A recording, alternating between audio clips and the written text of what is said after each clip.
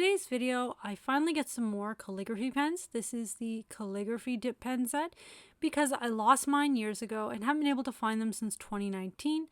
And I have bought a lot of ink, and I have some from many years ago, and the ink's all still good, but I'm limited to brushes without the dip pens. So I needed to order some more dip pens in order to take proper advantage of all the ink I own. First to come in the mail, because I suppose there was a delay, they couldn't find the sketching set. It actually got shipped separately for some reason, don't know why, but they both did eventually come in. This is the calligraphy set. You have to be very careful not to damage the tips, but I find it actually very hard to open the package. I remember many years ago when I bought my other sets that it was also really hard to open. There's a trick where you can carefully put all the nibs in a potato for 10 minutes.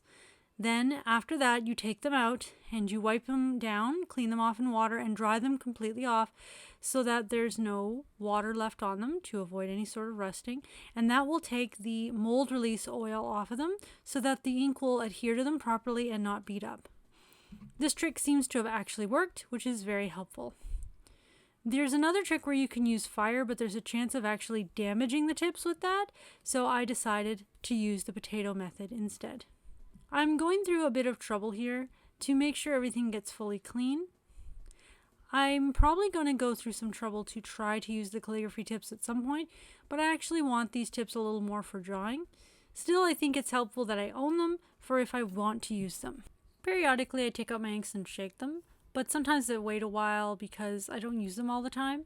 So before doing this video, I really shook up the inks a lot to try to get them mixed up, but they had settled quite a bit over time.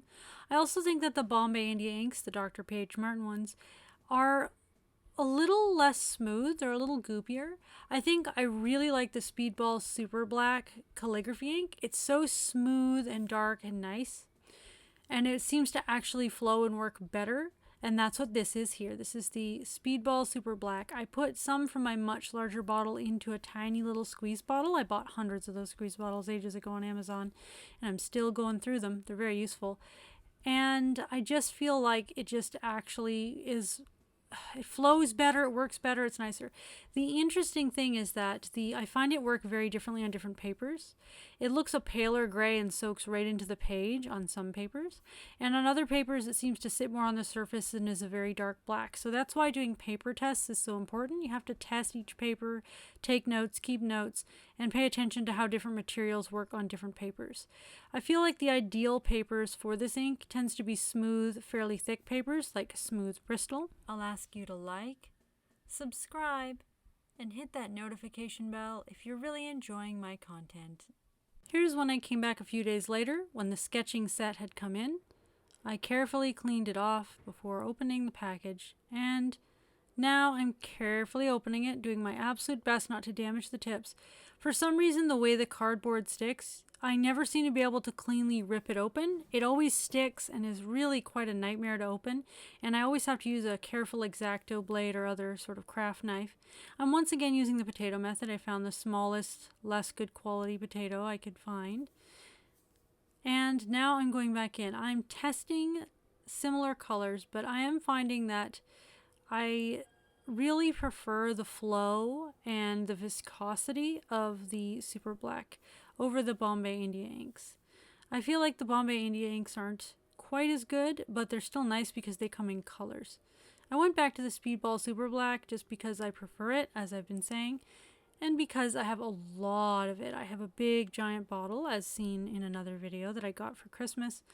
And now I have all my ink brushes set aside and for use with it, and now I have the dip pens again, so I can properly take advantage of all these inks I own. I do also have some other ink besides this. I do have, this one was odd because it was actually a little damaged. The circle wasn't complete in it, and it was kind of slightly bent in a weird way. Not the tip, but the part that you stick into the holder, so I had to work with it for a second there. This is a really nice tip though. Flexible quill, one of my favorites.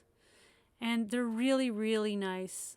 I find that some of the digital brushes in Procreate can actually be similar to these traditional media, but it's also nice to have traditional options so that you're not always relying on the same thing all the time. I like to have a variety of mixed media. I like to build up a big studio of different art supplies whether it's digital brushes and digital art or also all the different traditional arts. I like having a huge variety in the art supplies I have, use, and own. And when I invest in something, I hope it lasts a long time. I intend these to last a very long time, so I'm going to be careful about using them.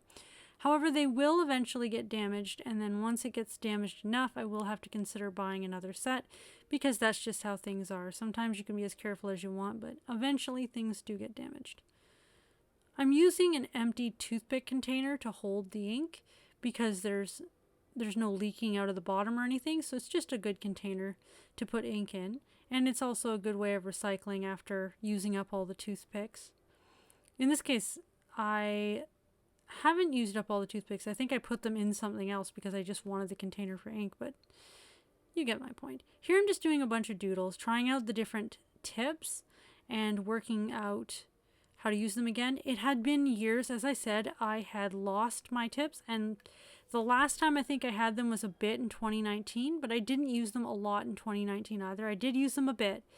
I used them a lot in 2018. I was looking at some old art. I did Inktober in 2018, and I used them a lot.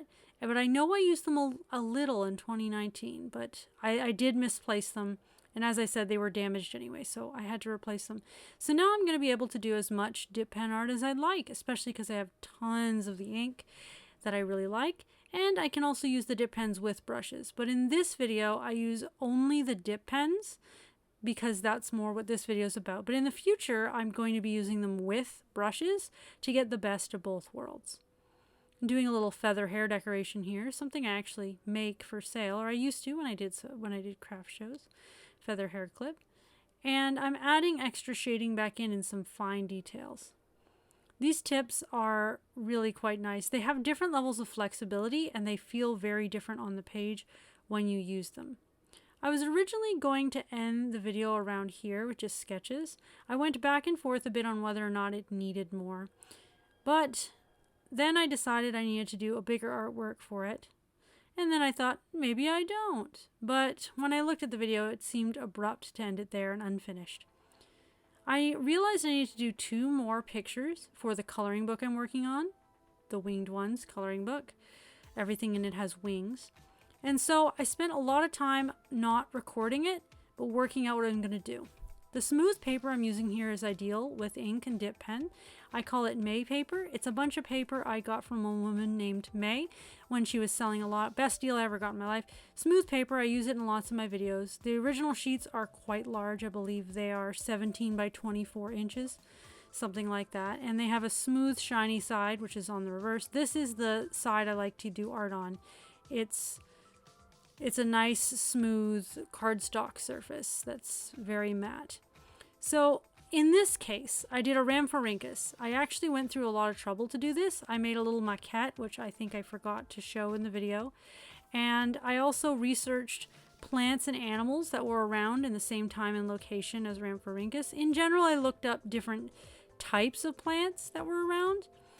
And I looked up some species of fish, specifically fish, because Rhamphorhynchus was probably a fish-eating, almost certainly piscivorous.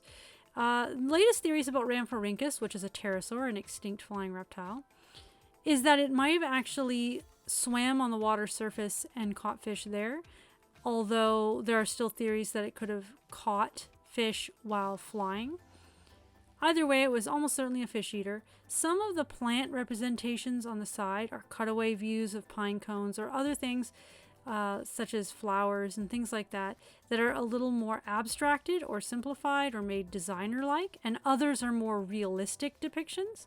I tried to make everything a design element and be beautiful and flowing and work together.